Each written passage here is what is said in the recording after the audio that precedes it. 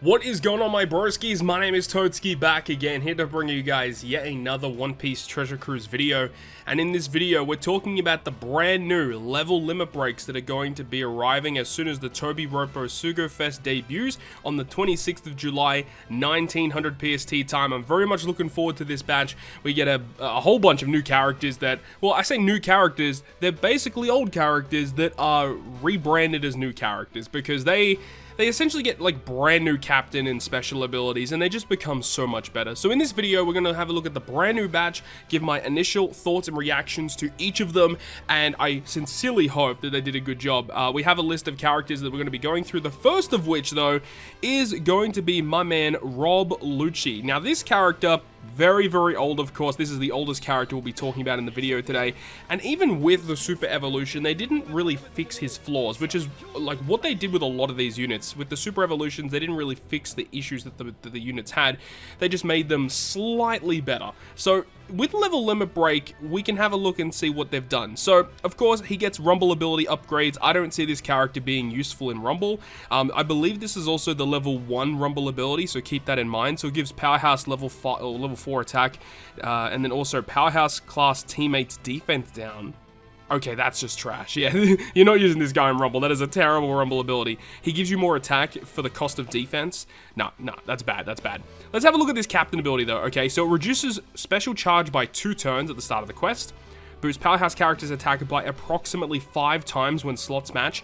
4.5 times otherwise. Sets the crew recovery to 0. So this is kind of the same sort of thing that we had with Rob Lucci back when he first came out. They, set recovery to 0 and was just an attack boost, depending on if you had matching slots or not. So, the captain ability is usable, I would say. I mean, there's still better powerhouse units I would prefer to use as a captain, but it really comes down to his special, right? Because if his special is really good, that could actually really open the opportunity for him to be used more often. So it really comes down to that. But captain ability, definitely usable, hybrids well with a lot of the other good characters that we've had over the past few months. So I don't see a problem with that at all. Let's have a look at the special ability, though. Let's go ahead and scroll down. The Rumble special, though, 2 enemies for 3,500 fixed damage.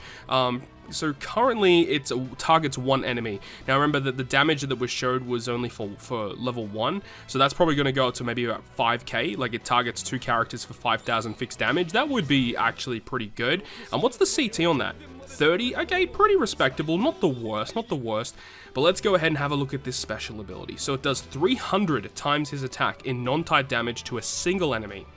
He immensely boosts the crew's chance of landing their own type slots for 3 turns. So this was the big thing back then, because he would give you a high chance of matching slots, but he doesn't shuffle slots around. So, you really have to activate it preemptively before you reach, final boss rooms to ensure that you get those matching slots. And the increased chance of matching slots is no joke. You get a very high chance of them. Anyways, it will also boost powerhouse characters' attack for 1 turn based on the number of times that his special has been used. 2.25 on initial, 2.5 next activation, and then 2.75 times after 2 special activations. And I also do know that after you limit break expand this character, I believe his cooldown goes down dramatically. So I think currently it was at 12 or 13 turns. Let me just double check. Yeah, 12 turn cooldown right now. And if we have a look at his limit break expansion, he gets -7 cooldown. What? He goes down to a 5 turn cooldown. 5 turns for that? Oh my god, that is absurd. That is so crazy. So also, I do want to give you guys a bit more information that apparently when you limit break expand Rob Lucci, his captain ability does also get a pretty big increase, where he's also going to be a 5.25 captain with a matching slot, 5 times otherwise, and then also at the start of the 3rd battle, he reduces his own special charge time by 5 turns. So he essentially will fully max his special. So if you're running, 2 captains that have lots of cooldown reduction, you can use his special before you reach battle 3, and then when you reach battle 3, he's instantly going to charge his special. That is so good. That is actually incredible. So if you take like that into consideration with his special ability, wowzers. Okay, Rob Lucci, I actually kind of like it. I kind of dig it. Now, of course, he doesn't do the orb changing. He just gives you the higher chance of matching slots, which, may be good, give or take. But remember, you can pretty much activate this turn 1 because he gives -2 with his captain, -1 with a hypothetical ship. and then you've got, you know, another potential cooldown unit, or like stall a couple turns, you can use his special, and then when you reach battle 3, he automatically gets his special back if you're using him as a captain. So like for a good amount of time throughout the quest, you're gonna have matching slots, which I think is very interesting. I think that Rob Lucci has a lot of potential to do some cool things in One Piece Treasure Cruise. Unfortunately, I'm very far away from getting that to max level limit break, which is a bit of a shame. I still need 5 more duplicates, so that's gonna suck. But either way, I think Rob Lucci is actually pretty impressive. The next character that we're gonna have a look at is this guy right here, which is going to be Jinbe. So I'm really pumped for this one too, because Jinbe, when he got his super evolution, a lot of people were pretty pumped for it. He got a pretty good upgrade to his captain ability, and he also got a really nice special upgrade. So let's go ahead and go through it. So of course his rumble stuff is actually kind of interesting as well. So I have also got a couple of dupes already in him, so it's going to show, but let's have a look at this. Fighter HP level 7, fighter defense level 3, that's a very good passive. And then his special 31 CT, I mean, well, this is pretty bad, honestly. Not a very good special, but let's go ahead and have a look at his level limit break, okay? So Jinbe, he is going to have a captain ability upgrade of boosting fighter characters by 5x. With a matching slot, 4.25 times otherwise, boost their health by 1.5, and then 15% damage reduction. Yeah, that's a usable captain. The real problem there is that fighters, like mono fighter teams, are really bad. They don't have a lot of support just for that class in general. A lot of the times the fighters will be, you know, have like a secondary class that they mainly are focused on, or they're focused on a color instead. So fighters themselves are probably not the best class in the game, but this is still a pretty interesting captain. I have noticed as well that with his limit break, he does actually get a buffed captain ability. So I wonder if he's actually going to receive like an actual, like we can see it here, 5.25 when slots match, 4.5 times otherwise. Boost the HP by 1.5. Makes their tandem slots have matching slot effects. That's very interesting. And then also the 15% damage reduction, I assume. Yeah, okay, that's a pretty good captain ability. I mean, only tandem slots is kind of weird. Maybe it's leaning towards the fact that potentially we could see a new, like, super tandem character involving Jinbe soon. Maybe, that'd be kind of interesting. But let's have a look at the special ability. So, 150 times his attack and int damage to all enemies. Changes fighter character slots into matching, and then removes 5 turns of defense up and rainbow shield. And if the captain is a fighter class character, reduces the crew's attack down duration by 5, and gives you a 2 times color affinity boost to fighters for 1 turn. So of course, very focused on the fighter class, which I think is kind of interesting. It's needed, you know, each of their classes need some dedicated support, so I don't mind that at all. I just don't think this character is going to see a lot of play as of right now. I do like that, you know, his special ability still has that innate effect to remove those 2 defensive effects, which I do like. And, you know, you can use that in a lot of situations to just remove attack down as well. But you do need a fighter captain. I mean, hypothetically, if you're using like V2 Akainu, for example, that could actually work with this guy because they both share the fighter class. They're both int characters. Akainu's a very, very good captain at that as well. So that would probably be one scenario where you could use Jinbe to his fullest extent. But overall, I think Jinbe is just a solid unit overall. Nothing really too crazy that's kind of jumping out at me saying this guy's amazing. He is a good upgrade, but I don't think he's going to see a lot of play. And now we get to move on to 2 characters right here that are sitting right next to each other. One is Barto and one is Cavendish. So Barto and Cavendish, characters that really hadn't seen a lot of play since their release, which is pretty unfortunate. Barto actually does get a buffed captain ability as well, so we'll go ahead and have a look and see what he's got going on.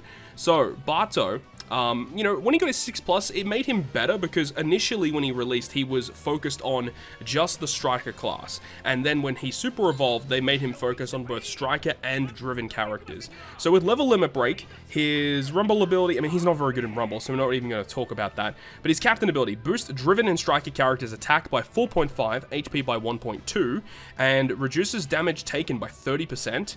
That's pretty good. And when damage reduction effect is applied, launches his special ability at the start of the crew's next turn. You can only get it once per quest as well. Interesting. Alright, well that kind of leans into what is his special going to be, so let's go ahead and check that. The special cannot be KO'd for 1 turn, doubles driven and striker characters attack and slot effects for 1 turn.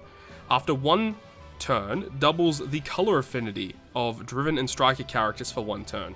Okay, so he's just ultra offense basically. I don't think he's that good. He's again, it's gonna keep coming back to the fact that yes, they're usable, but they're not very good in a lot of content. I think this is still definitely usable though. It really comes down to Grand Voyage, right? I feel like there's going to be some Grand Voyage content randomly that'll release where a special like this is going to be very good, where you can just get color affinity on the next turn, or where you just need a big boost on turn 1, you can tank a death hit and then get color affinity in the following turn. I feel like, you know, this will probably have some use case later on down the line. And of course, he does get a buffed captain ability, but, you know, not too many people have actually gone ahead and Limit Break expanded this character. So unfortunately, we can't actually see his buffed version of his captain ability, but we can make some assumptions in the fact that it's probably going to be a 5x captain and potentially an upgrade to one of the other abilities. Maybe more damage reduction, maybe the special effect can launch twice per quest, which would be kind of interesting. We'll have to wait and see how that all kind of goes. But overall, I'm not super impressed with Barto. He's not a character that's going to see a lot of play. And then, of course, we have Cavendish sitting right next to him, who also has a buffed captain ability, so that's going to play into potential upgrades that this character actually will receive throughout the time period. But let's go ahead and have a look and see what he's got. So, Cavendish, with his level limit break, actually, what does he do in Rumble as of right now? He gives speed up. Okay, that's pretty bad. And then does pretty bad damage. He does really bad damage, but then he targets himself for attack boost and defense up. He could have potential, depends on what kind of buffs he actually receives. So his Rumble ability is pretty much the same. And then his Captain ability reduces his own special charge time by 3 turns at the start of the quest. And then boosts Strength, Dex, and Quick by 4.5 and boosts himself by 5.25. Yeah, I really don't know where this would actually go with a Limit Break expansion. Like, would they go in the realm of just giving him more numbers? Or would they go in the realm of potentially adding an additional ability? Like, I don't know, it could go in a lot of different scenarios. Like, it'd be really cool is if the cooldown reduction was for all characters and not just himself. That would be a massive upgrade to the unit, though saying that, he's probably never gonna see a lot of play to begin with, so there's that. You know, he's a very self-centered unit, which is not a big surprise, but I'm really intrigued to see what they do with his special ability. So it does 100 times his attack in non-type damage to all enemies, so damage dealing special is always good. Removes all beneficial effects, completely removes paralysis on himself. Not that good.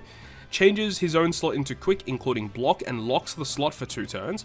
And then boosts his own attack and own slot effects by 3.5 for 2 turns. So he is essentially a self version of Toki. Like, he only provides the boost to himself. Saying that, not that powerful. You could probably use him as a sub on some teams where you just use his special ability, he removes beneficial effects, and then he gives himself a matching slot and gives himself a huge boost. Like, 3.5 attack and all boost is no joke. Like, we've used Toki before, we can see how strong that actually is, and himself getting that is really strong. So there's going to be a couple scenarios where you have to just take down a strength mini-boss, and just using this special is going to get the job done, which I do like. He is a slasher character, he's a driven character, he's a quick character. There's a lot of synergy with this unit with some other really powerful characters in the game. I don't see it being used often, but I respect it. I respect it for what it is. I think that this could have some use cases. The last character that we're going to be talking about is God Usopp. Captain Usopp is receiving a level limit break. Now, he does not get a buffed captain ability, so we don't have to worry about that. He does get cooldown though, -1, which would put him at what? How many turns would that be? Like 12 turns? 11 turns? I can't remember how many turns he's on. Yeah, 13, which goes down to 12. So this is going to be an intriguing find. Let's go ahead and have a look. What does he do in Rumble first? I really want to check that, because I haven't checked this guy in Rumble either. Shooter, speed, level 6. If he's below 50%, gives himself an attack boost. And if he's below 30%, he gets even more attack, okay? And then his special ability is a health cut in Special Bind. Not really too amazing there, so I really hope that they've kind of buffed that. Alright, let's check it out though. So Shooter class gets speed, and it's essentially the same effect. I don't know why they do that. They really don't buff those Rumble abilities that often, which is a bit of a shame. Captain ability adds 1 turn to all enemies at the start of each battle. That's very similar to Legend Hawkins, if you guys have ever used him as a captain. Every time you enter a room, it will add 1 to their turn counter. Now, this does not count as a delay. This is a separate buff. It goes through immunity and everything. It just clocks up their timer so that after 1 turn has passed, they don't attack you. They will still activate effects, but they will not do normal attacks against you. So that's actually pretty cool that's a really cool effect that he has. And then it says, makes shooter characters all the type slots, as well as recovery intent. So every natural slot is going to be beneficial to shooters. Boost their attack by 4.75 when HP is below 30%. Otherwise, it's a 4 times boost. yeah, look, I don't think this is that good. Look, it's interesting. I mean, 4.75 is not bad, but, you know, you have to be below 30%. And the thing is, shooters, they're not a good class to begin with. I mean, I could see a use case with Capone, for example. You could use Capone to reduce your HP to like 1% or however low he puts you, which gets you in threshold for Usopp. So I can see that kind of working in that way. So that's interesting, I suppose. This is not a character I would go out of my way to use, but it's interesting. It's an interesting captain effect. All right. It looks like his special does the same thing in Rumble, which is a bit of a shame. So let's have a look at that special ability. 10% health cut, doubles shooter character's slot effects for 4 turns. That's actually kind of good. A 2x orb boost for 4 turns? I don't mind that at all. That's actually pretty good. If the crew has a slot effect boost when the special is launched, double shooter characters attack for 4 turns. And then it goes on to say that if they have an immunity buff, he delays them by 1 turn that goes through immunity. Otherwise, it's a 5-turn delay. So, Usopp is pretty interesting. He's not a character that's going to see a lot of play, which is unfortunate. But it's interesting. It's interesting to say the least. Yes, he is better. Is he a character that's actually going to be used? Probably not. The thing is, though, is that if they do release a brand new Grand Voyage piece of content that is focused around Kuro and Syrup Village, I wouldn't be shocked if this is a character that is going to be essential for clearing that content. And it is a shame because I personally don't have a lot of copies of Usopp, which really does suck. But we'll have to wait and see how things go. I don't think it's that good right now, but as I said, you know, Grand Voyage could be a whole different story. And before anyone says anything, characters that receive super evolutions and get level limit breaks do not get buffs with their level limit breaks, at least in this batch, right? Where we saw with, you know, Time Skip Luffy, where both the 6-star and the 6-star plus both got individual increases.